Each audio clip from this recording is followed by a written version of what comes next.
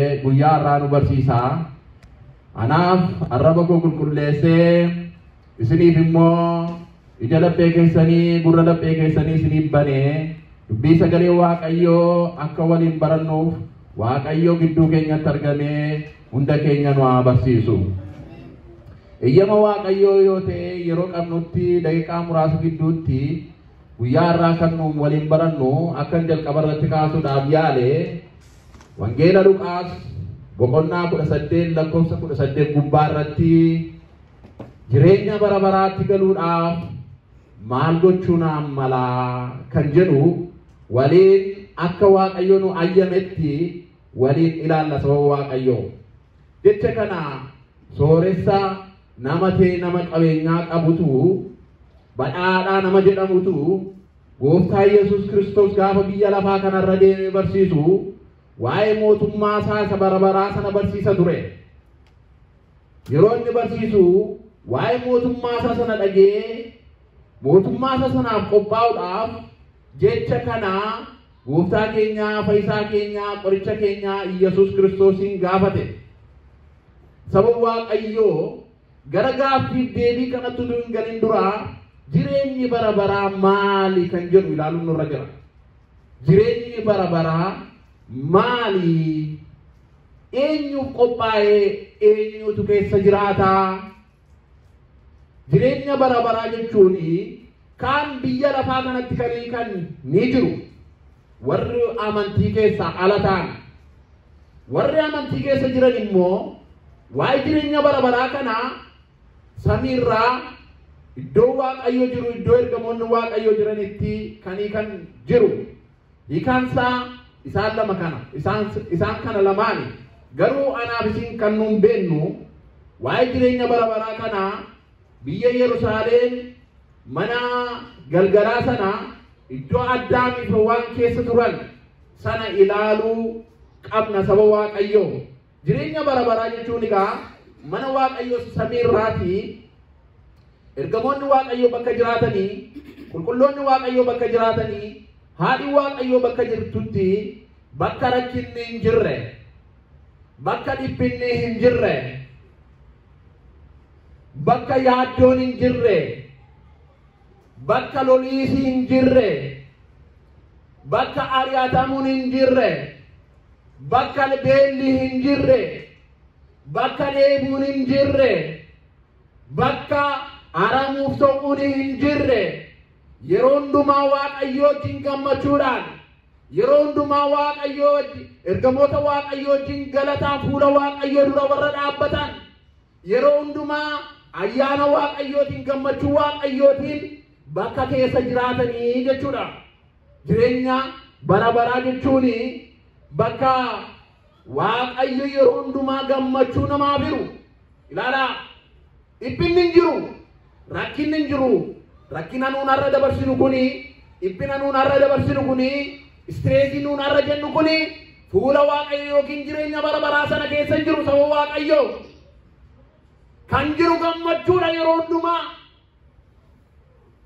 kan jiru yeroo hundumaa jaalala, kan jiru yeroo hundumaa nyaata bara baraa nyaatanii kan lammata hin beelofnedha. Kan jiru yeroo hundumaa dhugaatii bara baraa dhuganii kan lammata hin dheebonnedha. Gammachuu bara baraa kan addaan irraa hin cinne, yaaddoo dhiphinaa kan hin qabne akkam namatti tola sababa Waaqayyoo. Bakka yaaddoon hin jirre, bakka dhiphinni hin jirre, bakka ari'atamuun hin jirre, dadhabbiin hin jirre, namni hin barbaanne tokkollee hin jiru natti fakkaata sababa Waaqayyoo. Isa kanaadha jireenyi bara baraa. Jireenya bara baraa kana gaa Waaqayyo anaaf isiniif qopheesse sababa Waaqayyo.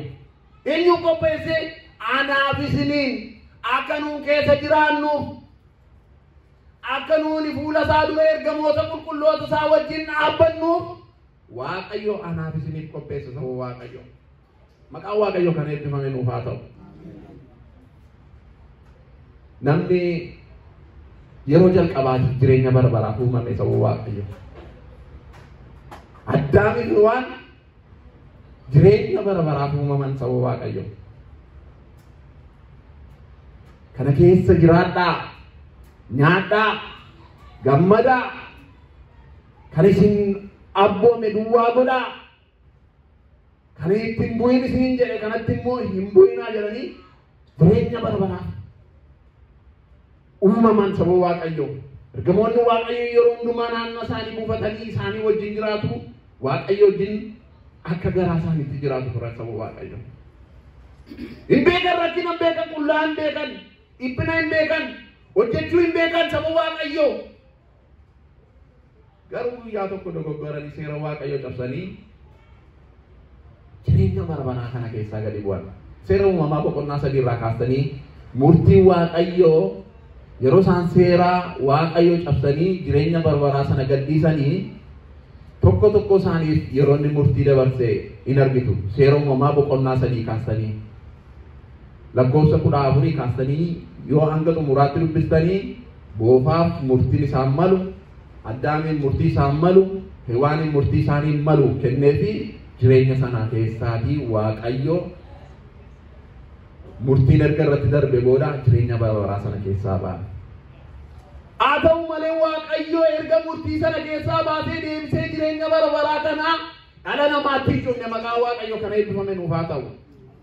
Lammata dabarree akka nuun jiraannu maaliin jireenya bara baraa sana keessatti akka nuun deebinu karaa haadha keenya dubaroo Maariyaamii samiirraa bu'ee ilma namaadhaaf lubbuu isaa kennee wangeela qulqulluu barsiisee dhalli namaa karaa inni jireenya bara baraa sanaatti galu qopheessee ofiisaatii aarsaa ta'ee ofiisaatii garafamee anaaf isiniin reebamurraan ooshee ofiisaatii du'ee anaaf isiniin du'arraan ooshee ofiisaatii seexanaan qoramee anaaf isiniin seexana jalaa akka nuun qoramuu oollu nu godhee gara jireenya bara baraa sanatti nu deebise. Maqaan Waaqayyoo kana eebbifame kan qulqullaa'e ofaa ta'u. Kuni kakuu moofaa keessattidha. Waa'ee jireenya bara baraa Addaamiif Hewaanii uumamanii akkaataa isaan keessaa ba'an. Kan lammataa irratti jedhe immoo erga inni dhalate kakuu haaraa booda. Kakuu haaraa erga inni dhufee nuuf dhalate boodati waa'ee jireenya bara baraa kana sirriitti nutti himeera. Wangeela keessattis wangeela kakuu haaraa keessattis nuuf kaa'eera. Waaqayyo maal jedhee nuuf kaa'e? Wangeela Yohaannis boqonnaa 14 lakkoofsa 2 hanga 4 yoo dubbisne afaan isaatiin bartoota isaatti akka jireenyi bara baraa jiru manni galgalaa sun jiru isiniin dubbisaa akkasiin jedhe. Mana abbaa koo keessaa iddoo jireenya baay'eetu jira. Utuu inni hin jirre ta'ee isinitti nan himaa ture. Iddoon jiru sana isiniif qopheessuudhaaf aannan deema. Yoon dhaqee iddoo sana isiniif qopheesse iddoodhuma ani jiru isinis akka jiraattaniif deebi'ee dhufeen gara ofii kootiitti hin fudhadhaa. Maqaa Waaqayyoo kana eebbifame kan qulqullaa'e nuuf haa ta'u. Jireenyi bara baraa sun utuu hin jiru ta'ee ani isinitti himu. Hubadhaa saba Waaqayyoo. Addaamiif waan ari'amaniiru hin cufamne isiniin jedheera. Deebi'ee dhufee immoo dubaroo haadha keenya Maariyaam irraa dhalateetii waa'ee jireenya bara baraatti akka nuun galluudhaaf waan baay'ee nuuf dabarseera. Kallattii maalis akka nuun hubannuuf akka nuun dhageenyuttis bartoota gooftaa keenya Yesuus Kiristoos itti himeera. Utuu inni hin jiru ta'ee ani dhufee isinitti himu. Jireenya baay'eetu jira iddoo isin jiraattan gammachuudhaan jiraattanii. Dhaqeen isiniif qopheessa. Karra cufame sana dhaqeen isiniif bana. Addaamiif waan erga isaan ba'anii cufamee ture namni keessa hin jiraanne amma dhaqeen isiniif qopheessa. Deebi'ee dhufeen immoo gara kootti isin fudhadhaa bakka ani jiraadhu isinis naa wajjin jiraattu jedhe. Nama gammachiisu saba Waaqayyo. Bakka ani jiraadhu bakka ani jiru naa wajjin jiraattu jedhe. Ilaalaa saba Waaqayyo. Jireenyi bara baraa Waaqayyo akkasitti nutti hime. Amantaan wangeelli akkasitti nutti hime. Garuu warri amantaa keessa hin jirre warri sagalee Waaqayyoo ala deddeebi'anii akka garaa isaaniitti akka jireenya biyya lafaa kanaatti deddeebi'anii jireenyi bara baraa erga du'an booda hin jiru. Jireenyi nuun jiraannu biyyuma lafaa kanarratti jedhanii yeroo isaan odeessanii ni dhageenya saba Waaqayyo. Kana mananis jiru.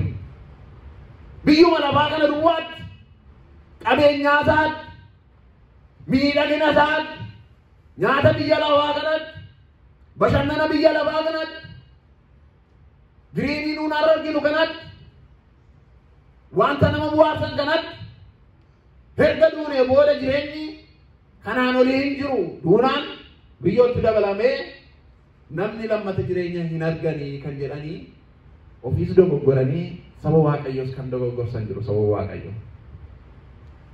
Garuu wangeelli qulqulluun maal jedha? Waa biyya lafaa kana Faasa Daawit boqonnaa 90 irraati barri jireenya keenya waggaa 70 yookiin yoo baay'ate waggaa 80 hindiyyuu rakkinaaf dhiphinaan kan badhaadheedha kan baay'ateedha jedhan. Dhalli namaa kan inni jiraatu yeroo muraasa biyya lafaa kana keessatti hindiyyuu rakkinaaf dhiphinaan kan guutameedha. Sagaleen Waaqayyoo biyya lafaa kana rakkinaaf dhiphinaan guutameedha jedhee yeroo nutti himu kan sagalee Waaqayyootti hin beekne immoo jireenyi bara baraa kanumaadha jedhu. Waaqayyo warra kanarraa nu haa oolchu. Egaa jireenyi bara baraa akka inni jiru nuun ilma Waaqayyoo gooftaa keenya Yesuus Kiristoositti amanuudhaan ni beekna. Akkasumas immoo kan nuun ittiin jiraannu seera isaa nuuf kaa'ee abboonni isaa nuuf kaa'ee wangeela qulqulluutti amanuudhaan jireenya biyya lafaa kana hin beekna. Warra nama dogoggorsan irraa of eeggachuun nurra jira saba Waaqayyo. Warra jireenya bara baraa kanarraati nama ittisan daandii badiisaa irratti kan nama bobbaasan sagalee Waaqayyo abboonni Waaqayyoon akka nuun hin jiraanne kan nu dogoggorsan irraa of eeggachuun nurra jira saba Waaqayyo. Maal gochuuf? Jireenya bara baraa kana argachuudhaaf. Waaqayyo wajjin jiraannee jireenya bara baraa kana argachuudhaaf sanuu qophaa'e kana keessa jiraachuudhaaf har'a fuula Waaqayyo akkuma teenye sagalee Waaqayyo keessa teenye Waaqayyo wajjin jiraachuun nurra jira. Kanaafuu dubbii koo nan gabaabsaa jireenya bara baraa kana argachuu maal gochuu narra jira jedhee sooressi kun akkuma gaafate nuunis of gaafachuun nurra jira. Maal goonu jireenya bara baraa kana argachuudhaaf? Jireenya bara baraa kana argachuudhaaf wanti nuun goonu waa Waaqayyo godhaa nuun jedhe kana akkuma jalqaba Addaamiif waan hin uume isaaniin kana godhaa ittiin jedhe nuunis kana godhaa jedhe deemeera saba Waaqayyo. Jireenya bara baraa argachuudhaaf inni tokkoffaan akkuma jedhe Waaqayyotti amanuudha. Jireenya bara baraa argachuudhaaf inni tokkoffaaf inni dursaa eenyutti amanuudha? Ilma Waaqayyoo gooftaa keenya fayyisaa keenya Yesuus Kiristoositti amanuudha jechuudha. Kanas Macaafni Qulqulluun maal nuun jedha? Wangeela Yohaannis boqonnaa 3:15 irraati ilma namaatti kan amanu hundinuu jireenya bara baraa haa qabaatuufi jedhe. Maqaan Waaqayyoo kana eebbifameef kan qulqullaa'e nuuf haa ta'u. Ilma namaatti kan amanu hundumtuu jireenya bara baraa haa qabaatuufi jedha wangeela irratti. Ilaala. Kanaaf kan dursinu hundumaa ilma Waaqayyootti amanuun jireenya bara baraa argachuun nu dandeenya jechuudha. Waaqayyootti amanuun amantaa keessa jiraachuun jireenya isa bara baraa jedhame kana argannaa jedha. Sooressa kanaafis ilma Waaqayyootti amanuun deebii isaa jalqabaa kanaadha jechuudha.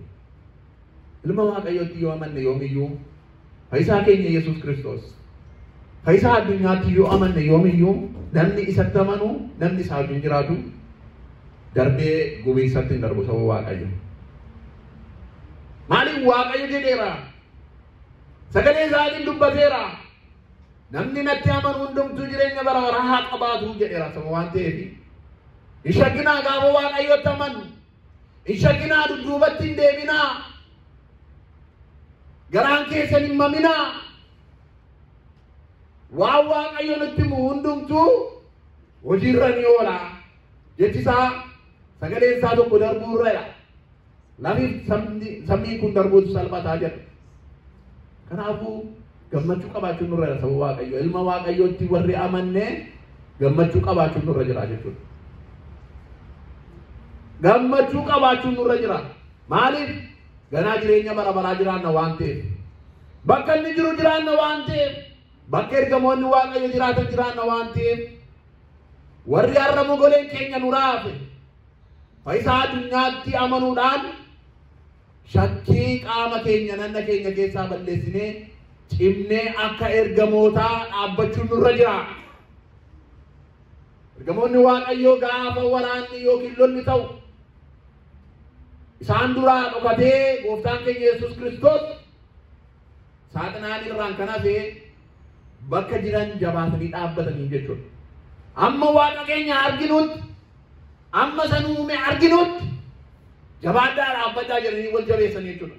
Nurraas kana ta'ee gama sababa waaqayyoo. Jireenya bara baraa argachuudhaaf jabaannee dhaabbachuun nurra jira. Ilma waaqayyootti jabaannee dhaabbachuun nurra jira. Amantaatti jabaannee dhaabbachuun nurra jira. Soomatti jabaannee dhaabbachuun nurra jira. Sagaratti jabaannee dhaabbachuun nurra jira sababa waaqayyoo. Yeroo kana goonu umurri keenya jireenya bara baraadhaa jechuudha. Inni lammaffaan abboommi waaqayyoo eeguun jireenya bara baraa arganna sababa waaqayyoo. Maaliin jedhee abboommi waaqayyoo eeguudhaan jireenya bara baraa arganna. Wangeela Luqaas boqonnaa 18 lakkoofsa 18 irraa 20 irraa kaastanii deebiin gooftaan keenya Yesuus Kiristoos namicha sooressa kanaaf kenne ni argattu. Yeroo inni akkas jedhee gaafatu jireenya bara baraa argachuudhaaf maal gochuun narra jira yaa gooftaa yeroo inni jedhee gaafatu deebiin gooftaan keenya Yesuus Kiristoos inni jalqabaa kennee fi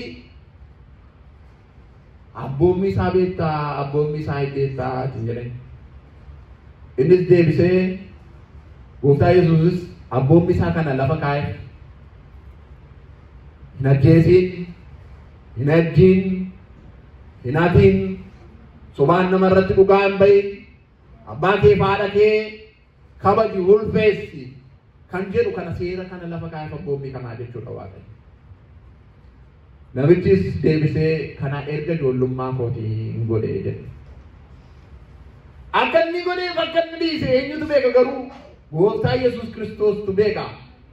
Waan beekuuf itti himen tarii gisee tokko tokko waan waaqayyo nutti himu dhiibnee lafa garaa keenya adeemna sababa waaqayyoon dura haasuu barbaadna.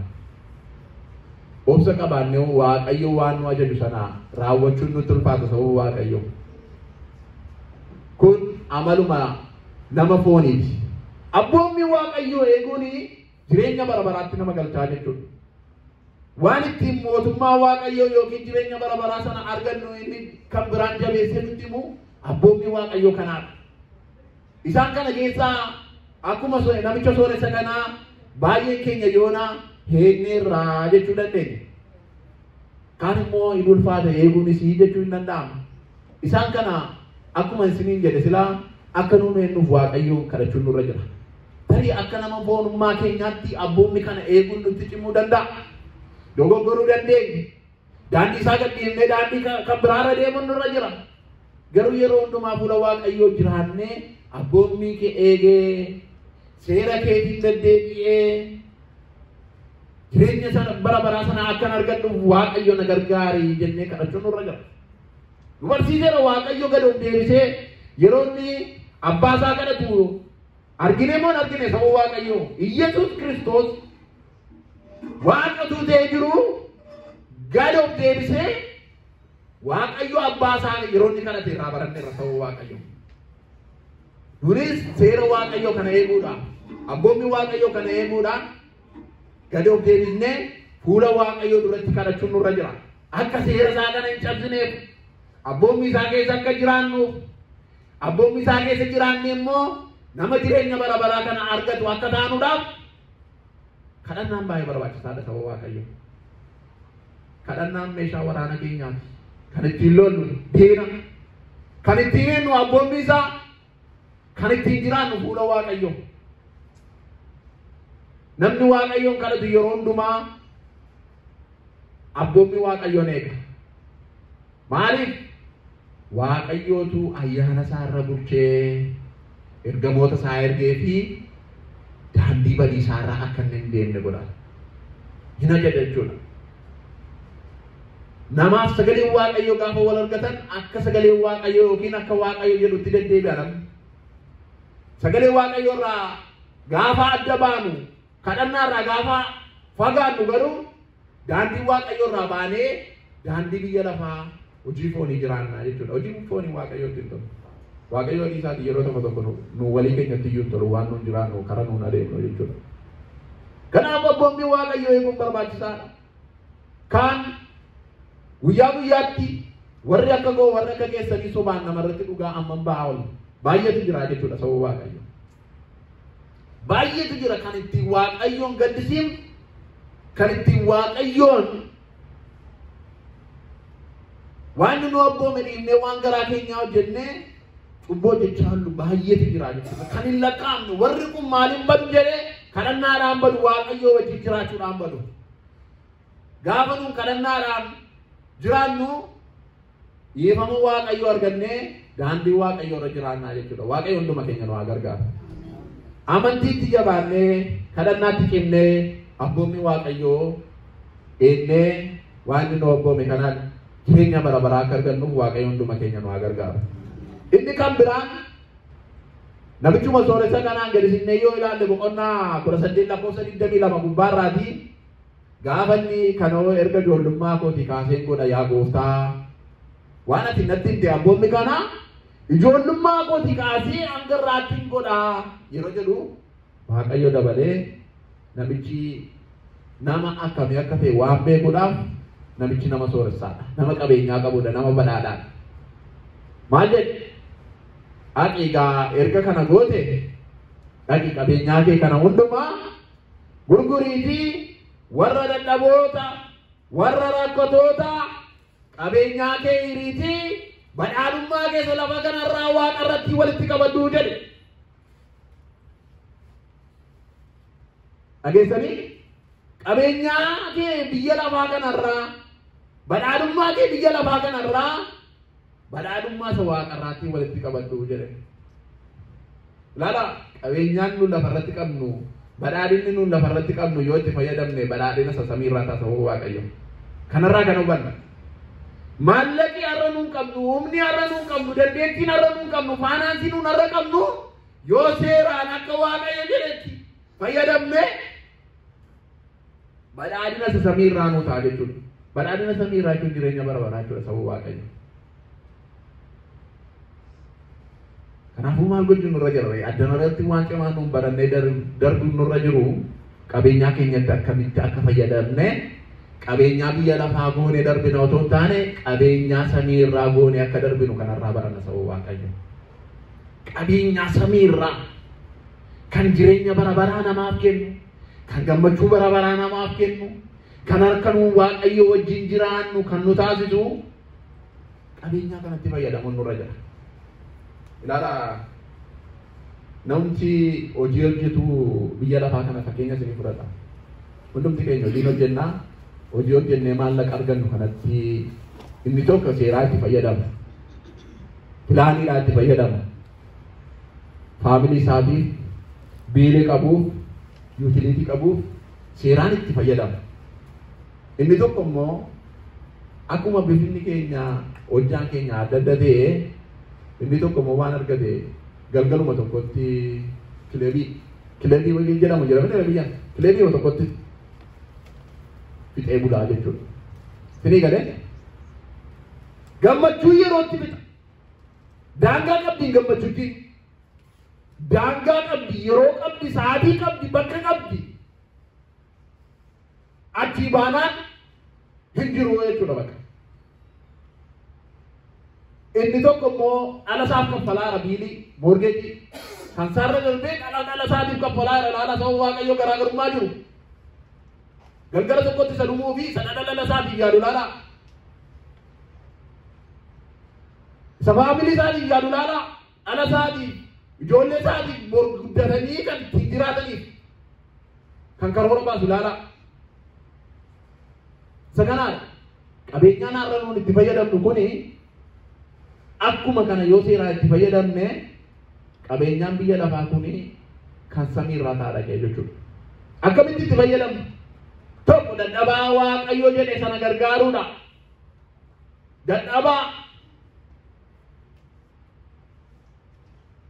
sa Waaqayyo yoo dadhabaa gargaartan anaan akka nama gargaaree sa dhukkubsatan yoo dadhabanii gaafatan akka nama na gaafatee isa hidhamee mana hidhaa jiru yoo dadhabanii gaafatan akka nama na gaafatee akka nama naaf godhee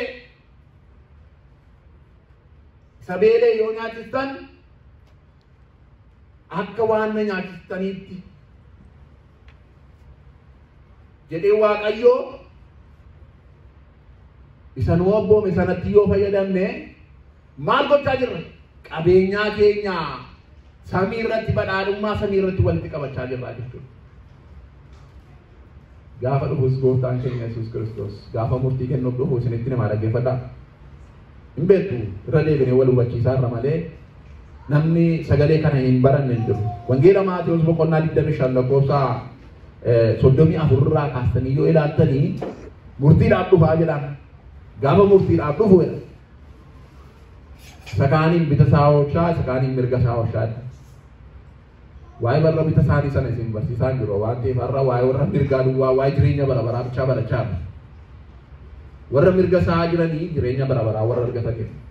Isin ijoollota koo kottaa gara mirga kootii oolaa. Beeleen naanna nyaachistanii, dheebodheen naanna hubaaftanii, rakkadheen naan na gargaartanii, daareen naan daara na baaftaniittu gammachuu bara baraa sana kottaa argadhaa nuun jedha. Maqaa Waaqayyoo kan eebbifame kan qulqullaa'an haa ta'u. Warri kun egaa warra Waaqayyoon gargaaraa turedha. Warra dadhaboota Waaqayyoo gargaaraa turedha. Warra qabeenyaa isaanii samii irratti walitti qabachaa turedha. Warra badhaadhina bara baraa abdatanii jireenya bara baraa abdatanii daandii Waaqayyoo irra jiraachaa turanidha warri kun. Warra kanaatu jireenya bara baraa argataa jechuudha saba Waaqayyoo. Kanaafuu dadhabaa gargaaruun Waaqayyoo gargaaruudha. Rakkataa gargaaruun Waaqayyoo gargaaruudha. Mana Waaqayyoo gargaaruun Waaqayyoo gargaaruudha saba Waaqayyoo. Mana Waaqayyoo hojjechuun jireenya bara baraa sana keessatti badhaadhina walitti qabachuudha saba Waaqayyoo. Waan baay'eetu jira kan Waaqayyo wangeela isaa qulqulluu irratti nuuf barreessee akka nuun jireenya bara baraa sana deebinee argannuuf Waaqayyo waan baay'ee nuuf kaa'e jechuudha. Barumsa koo gabaabsuudhaaf inni xumuraa jireenya bara baraa argannu jireenya bara baraa Waaqayyo wajjin akka nuun jiraannuuf kan nuuf abboomame kan nuuf kaa'ame dhiigaa foon gooftaa keenya Yesuus Kiristoosiin fudhachuudha. Annan gabaabsa baay'eetu jira. Waaqayyo wajjin jiraachuudhaaf jireenya bara baraa sana keessa jiraachuudhaaf fooniif dhiiga Waaqayyoo fudhachuun nurraa eegama saba Waaqayyo. Qalbii jijjiirrannee gara Waaqayyootti gara fooniif dhiiga gooftaatti deebi'uun nurra jira saba Waaqayyo. Yeroo qalbii jijjiirrannaa keenya akkuma wangeelli jedhu amma yeroo kanaa jedha. Gaafa wangeelli qalbii jijjiirrannaa yoomi jennee gaafannu yeroo ishee yeroo kanaa jedha. Qalbii jijjiirrachuu jechuun fooniif dhiiga gooftaatti deebi'uu jechuudha. Wangeela Yohaannis boqonnaa 6:54 gubbaarraatii eenyullee foon koo kan nyaatu dhiiga koos kan dhugu jireenya bara baraa argataa jedha. Eenyullee foon koo kan nyaatu dhiiga koo kan dhugu jireenya bara baraa argataa jedha. Mata dureen keenya maaloodha? Jireenya bara baraa argachuudhaaf maal gochuun narra jira? Jireenya bara baraa hin barbaannaa? Hin barbaannaa jireenya bara baraa? Kanaafuu egaa wangeelli nutti mi'een isinitti maarra deebi'e dhiigaaf foon gooftaa fudhachuun jireenya bara baraa argattuu jedha saba Waaqayyo. Kan fudhanne Waaqayyo wajjin jabaanne akka deemnuuf cimuun nurra jira. Kan hin fudhanne immoo yeroo qalbii jijjiirrannaa keenya amma ta'uun nurra jira. Biyya tokkoon akka irraa osoo hin taane waggaa 10 wayii dura bataskaana keessa taa'een seera amantaan baradhaan ture. waa'ee utubaa shananii baradhaa amistuu isaan keessaa amaariffan beekuu utubaa shanan jedhama Oromiffaan keenyee barannaa isaan keessaa utuu barannu eessarra geenyee waa'ee dhufaatii gooftaa keenya Yesuus Kiristoos irra geenyee jechuudha. Gaafa inni dhufuu isaan keessaatii gaafa inni dhufuu mallattoo dhufaatii isaa sana keessaa gaafa nutti himanii isaan kana keessaa namni oolu warra dhiigaaf gooftaa fudhatanidha nu barsiisu luboonni jechuudha. Ani beeyi yeroo suman fudhadhaan jedhe. Nan sodaadhe nanni nanaasise waan yeroo dhufaatii gooftaan keenya Yesuus Kiristoos nu barsiisanii narroomme qaama koo naroommisiisee jechuudha. Maaliif fakkeenya isinii kaasuufi amman barumsa sana keessa ture arrallee Waaqayyo na gargaaree fudhadheera iyyuudha yoon ture iyyuu yeroo sana garuu utuu hin fudhatin waggaa dheeraa ture. Barumsicha baradhee yeroo hin baradhe nan murteesse. Gaafa barumsicha keessaatii xumuree akka miseensa tokkootti mana qulqullummaatti deddeebi'uu jalqabee dagachaan dhufe. Irraanfachaan dhufe. Utuu meedhuu yeroo dheeraan lakkoofsise waggaa dheeraan lakkoofsise jechuudha. Maal hin dogoggoree yeroo itti kennuu sana hin dogoggoree jechuudha. Akkuma keessi kootiin amansiisanii foonii dhiiga Waaqayyoo fudhachuudhaan maal gochuun narra jira yeroo suma sana kallattii qabadheeratee hin turuun ture. Kanaafuu hin dabarre guyyaansa yeroo foonii dhiiga gooftaa fudhate darbaan qabu isa xinnaafis isa dargaggeessaafis isa abbootii ta'aniifis foonii dhiigi gooftaa yeroodhaan sa'aatiidhaan hin daanga'u sababa Waaqayyo kanarratti waan hin jabeesse isinitti himu yeroodhaan hin daanga'u sadarkaa barnootaan hin daanga'u umuriidhaan hin daanga'u beekaan wallaalaadhaan hin daanga'u gabaabaa dheeraadhaan hin daanga'u sagalee Waaqayyoo bichaa jiraachuudhaan Waaqayyoo wajjin jiraachuudhaan amantaa keessa jiraachuudhaan abboommii Waaqayyoo keessa jiraachuudhaan fooniif dhiigni Waaqayyoo qalbii ofii jijjiirratanii fudhatanii jireenya bara baraa argatu jechuudha. Daangaan qabu hin kaafne wangeelarra akka mana qulqullummaa keenyaatti isa kanatu fooniif dhiiga gooftaa fudhata isa kanummoo fudhachuu hin danda'u. Isa kanaaf kennamaa isa kanaaf kennamuu hin danda'u kan jedhu hin jiru sababa Waaqayyoo. Jabaachuun nurra jira. Maal gochuudhaaf? Jireenya bara baraa sana keessa galuudhaaf maal gochuudhaaf dhiphinaarraa rakkinaarraa keessaa dabarree gammachuu bara baraa sana argachuudhaaf Waaqayyoo wajjin jiraachuudhaaf fooniif dhiiga Waaqayyootti jilbeenfachuun nurra jira sababa Waaqayyoo. Harka keenya Waaqayyootti kennuun nurra jira. Yoo dandeenye ta'e na dandeessisi jechuun nurra jira. Yoo humna hin qabnu ta'e ati Waaqayyo humna naaf ta'i ani kanaaf hin qophoofne kanaaf hin geenye nama hin ga'u na teessisi jennee Waaqayyoon fuula Waaqayyoo duratti kadhannaan dhiyaachuun nurra jira. Fooniif dhiiga Waaqayyootti warri jilbeenfatan warri fudhatanii akka boombii isaaf akka sagalee isaatiitti deddeebi'anii jireenya bara baraa argatu. Waaqa nu barsiisee Waaqa nu gorsee Waaqa abbaa Waaqa ilmaa Waaqa fura qulqulluun galannaa ta'u faana dhaggeeffatanii galatu.